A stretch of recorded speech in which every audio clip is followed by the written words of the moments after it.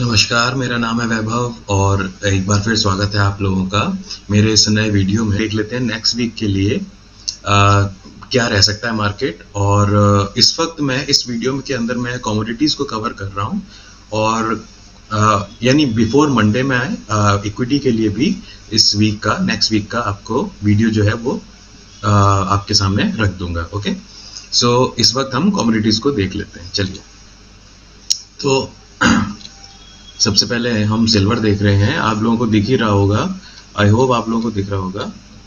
सो ये देखिए, जब मैं एक सिंपल चार्ट आप लोगों के लिए हमेशा खोल के रखता हूं जिससे कोई भी खास आपको दिक्कत ना होने पाए। तो जरा देखिए, सिल्वर के अंदर अगर मैं कोई लाइन ड्रॉ करना चाहता हूं तो वो लाइन जो है वो कुछ इस तरह की बनती है। ओके, सेकंड लाइन अगर मैं करूंगा ड्रॉ तो वो कुछ इस तरह की बनेगी। ओके, ये हो गया। अब सिल्वर के अंदर आप देख रहे हैं कि इस वक्त में सिल्वर बुलिश है और इसी वजह से मैंने सिल्वर को बुलिश ग्रुप के अंदर भी बता रखा है और अकॉर्डिंगली ट्रेड भी दे रखा है। ठीक है, यहां पर हमें पहला ट्रेड जो है वो यहां पर मिला था। इस ट्रेड को हमने यहां पर कंप्लीट किया, इस पूरी रैली का हमने फायदा उठाया अच्छे से। और इस वक्त में अब हम देख रहे हैं कि आगे क्या हो सकता है। ओके, तो ये जनरली जो पैटर्न बनता है उस पैटर्न का जो स्ट्रॉन्गेस्ट जो वाइडेस्ट एरिया होता है उस एरिया को हम लोग ब्रेकआउट के बाद में मानते हैं, जो टारगेट है उसको मानते हैं। जैसे मान लीजिए यहाँ पर मैं आपको मोटा मोटी बता देता हूँ 98,000 और यहाँ पर ये जो है ये 78,000। तो 98,000 से 78,000 2,000 पॉइंट्स हो गया। तो उसको आप यहाँ पर जब ब्रेकआउट हुआ है तो वो यहाँ से आप कवर करिए कि 1,04,500, तो उसको 1,24,500 जो है आप उसका मोटा मोटी आप उसका टारगेट मान सकते हैं। जी हाँ, बिल्कुल ऐसा ही होता है। ठीक है, तो यहाँ पर इसने अपना ब्रेकआउट दे दिया है। हालांकि ब्रेकआउट इतना शार्प नहीं है जितना कि एक आइडियल ब्रेकआउट होता है, लेकिन आजकल के टाइम में जो इन्फॉर्मेशन इतनी ज़्यादा फैल रही है तो लोगों के जो बायर्स एंड सेलर्स हैं उनकी जो अमाउंट है, उनकी जो ओपिनियन है वो बड़ी जल्दी चेंज होती रहती है। तो इस वजह से हमें एक बहुत शार्प आजकल ब्रेकआउट्स देखने को नहीं मिलते हैं, लेकिन इसी तरह के ब्रेकआउट देखने को मिलते हैं। तो हम लोगों को चाहिए ये कि हम सही समय पर उसको खरीदें और सही समय पर उसको बेचें। हालांकि समय भले ही थोड़ा ज़्यादा हो या फिर फ्लक्चुएशन ऊपर नीचे हो, तो अगर ब्रेकआउट कहने का मतलब मेरा ये है कि ब्रेकआउट अगर क्लियर नहीं है तो इसका मतलब ये है कि उसमें फ्लक्चुएशन ज़्यादा होंगे। तो उन फ्लक्चुएशंस को सहन करने के लिए हम एडिक्वेट स्ट्रेटजी बनाते हैं। ओके, तो ये टाइम टू टाइम मैं आपको ग्रुप में भी अपडेट करता रहता हूँ और इस तरह के ट्रेड्स जो है अकॉर्डिंगली देता भी रहता हूँ। तो ओवरऑल अब मैं ये कह सकता हूँ कि सिल्वर जो है वो बुलिश है। ओके, गोल्ड के अंदर हम देख लेते हैं कि गोल्ड का क्या चल रहा है अभी इस वक्त में। ये देखिए, गोल्ड का मैंने ये पहले का ये बना के रखा है। ये तो पुरानी लाइन है, ब्रेकआउट की लाइन है। उसके बाद ब्रेकआउट दिया, उसके ब्रेकआउट के बाद से तो पता नहीं कितना ऊपर जा चुका है ये गोल्ड। तो ये मैं अगर मैं अपनी सपोर्ट लाइन आपको दिखाता हूँ तो ये नीचे एक सपोर्ट लाइन आपको दिखाई दे रही है यहाँ पर, और ऊपर जो है वो एक रेजिस्टेंस लाइन आपको गोल्ड की दिखाई दे रही है। आरएसआई जो है वो गोल्ड का इस वक्त में 55 है डे चार्ट के अंदर। यहाँ आपको दिख रहा होगा, ये देखिए, ये यहाँ पे आरएसआई और सीएमएफ जो है, चाइकन मनी फ्लो जो है, जो मैं आपको आपको शुरू से मैं आपको बता रहा हूँ कि सीएमएफ जो है चीज़ों को सिंपल रखने के लिए आरएसआई और सीएमएफ आप फॉलो करें। इसके अलावा अगर आपको और ज़्यादा इन्फॉर्मेशन चाहिए रहेगी तो वो फिर आप मुझे पर्सनली आप पूछ सकते हैं, या कोई मैं कोर्स जो है उसमें मैंने बता रखा है तो उसके अकॉर्डिंग फिर आप उसमें और ज़्यादा डिटेल में जा सकते हैं। तो फिलहाल के लिए ये सिंपल सा सेटअप जो है जिसे एक लेमैन भी फॉलो कर सकता है, एक नॉर्मल आदमी भी फॉलो कर सकता है जो ट्रेडिंग के बारे में इतना नहीं जानता है। देखिए, तो अब यहाँ पर मुझे गोल्ड के अंदर क्या दिखाई दे रहा है, गोल्ड के अंदर एक एक्यूमुलेशन हो रहा है। ओके, और यहाँ पर ये सपोर्ट लाइन से इसने यहाँ पर आप खुद देख रहे हैं कि इसने सपोर्ट लाइन पर यहाँ पर सपोर्ट लिया है 1 2 3, फ्रीक्वेंटली तीसरी बार ये सपोर्ट लिया है गोल्ड ने। ओके, तो इसके अभी भी चांस क्या रहेंगे, अपसाइड चांसेस ही हैं इसके, लेकिन ब्रेकआउट जैसी कोई स्थिति अभी नहीं बनी हुई है। ब्रेकआउट जैसी स्थिति, ब्रेकआउट कहाँ हो चुका है, सिल्वर के अंदर ब्रेकआउट हो चुका है। ओके, सो आरएसआई गोल्ड की बहुत अच्छी नहीं है 55 की, सीएमएफ जो है वो पॉजिटिव है। यहाँ पर मैं अगर सिल्वर की बात करूं तो सिल्वर की आरएसआई 70 है इस वक्त में, आप देखिए 69.75 है डे चार्ट की आरएसआई, और सीएमएफ जो है वो भी गोल्ड से बेहतर है। तो यहाँ पर मैं सिल्वर को ज़्यादा बुलिश मानूंगा। ओके, अब बात कर लेते हैं नेचुरल गैस की।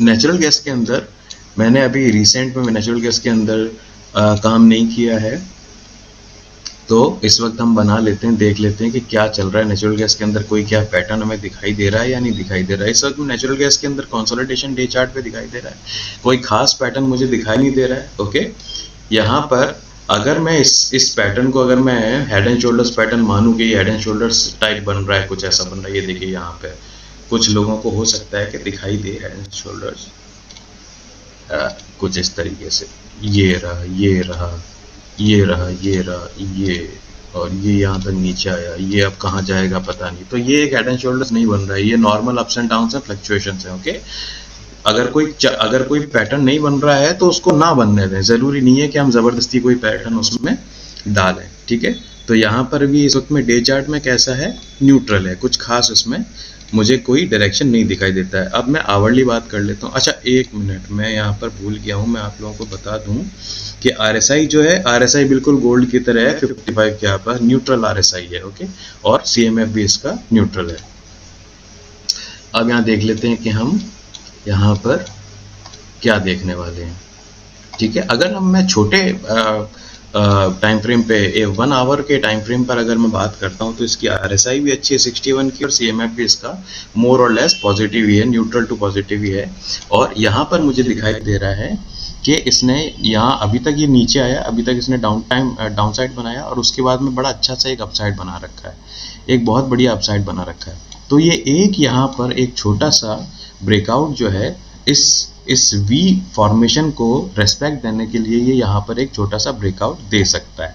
हालांकि दूसरी साइड में क्या बन रहा है, दूसरी साइड में मैं आपको हमेशा बोलता रहता हूँ कि आप हमेशा कर्व्स को फॉलो करें। ये देखिए, ये देखिए, दूसरी साइड में क्या बन रहा है, दूसरी साइड में एक कर्व बनता जा रहा है, जो कर्व आगे जाके कहाँ जाएगा, नीचे की साइड जा सकता है। ओके, तो कर्व के नीचे जाने में बहुत टाइम लग जाएगा, बजाय कि इसका एक अच्छा ब्रेकआउट अभी इस वक्त में कुछ 20-25 पॉइंट का अगर ब्रेकआउट हमें मिल जाता है तो उसमें भी कोई बहुत बड़ी बात नहीं है। ऐसा हो सकता है, क्यों? क्योंकि इसने एक V फॉर्मेशन बनाई है काफी समय से डाउन साइड चलते हुए। और looking at the natural gas history, जो मैं नेचुरल गैस को पुराने समय से फॉलो करता आया हूँ, उसको देखते हुए मुझे ये लगता है कि यहाँ पे एक ब्रेकआउट आ सकता है छोटा सा। ओके, हालांकि हमें दोनों कंडीशंस के लिए तैयार रहना चाहिए, क्योंकि पैटर्न्स बनते हैं एक ही समय में, 2 या 3 पैटर्न्स के बनने के चांसेस हमेशा रहते हैं। तो ये एक ही समय में 2 या 3 पैटर्न्स कैसे बन सकते हैं, उनको पहचाने कैसे, इसके लिए मैं एक वीडियो लाके आपको दिखा दूंगा, उसमें आपको मैं समझा दूंगा। इस वक्त में वो मुझे याद रहे, आई होप मुझे याद रहे कि मुझे इस तरह का भी एक वीडियो बनाना है। अदरवाइज आप में से कोई मुझे याद दिला सकता है तो, कि एक पैटर्न, एक जो प्राइस एक्शन है उसमें कई सारे पैटर्न्स को कैसे पहचाने, कई सारे पैटर्न्स को कैसे आइडेंटिफाई करें और उसके अकॉर्डिंग अपनी स्ट्रेटजी कैसे बनाएं, ये मैं आपको एक वीडियो में लाके आपको दिखाऊंगा। ओके, सो इस वक्त में इसको न्यूट्रल टू बुलिश मान लेते हैं हम नेचुरल गैस को।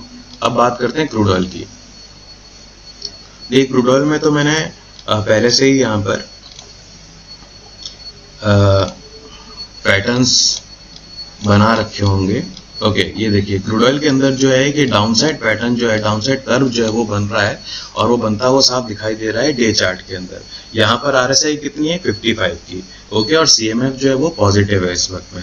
तो इस वक्त में डे चार्ट के अंदर, हालांकि ये अपर साइड पे यानी रेसिस्टेंस लाइन पे आपको एक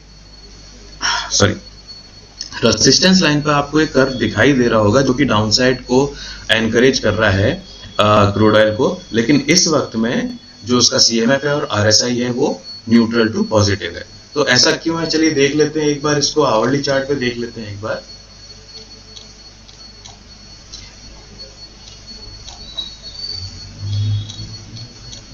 आपके सामने ही मैं ये देख रहा हूं, मैंने अभी इसको आवरली चार्ट पर नहीं देखा है, तो इसी समय देखते हुए हम लोग डिसाइड कर लेते हैं कि भाई इसमें क्या होना चाहिए, क्या नहीं होना चाहिए अकॉर्डिंग टू चार्ट।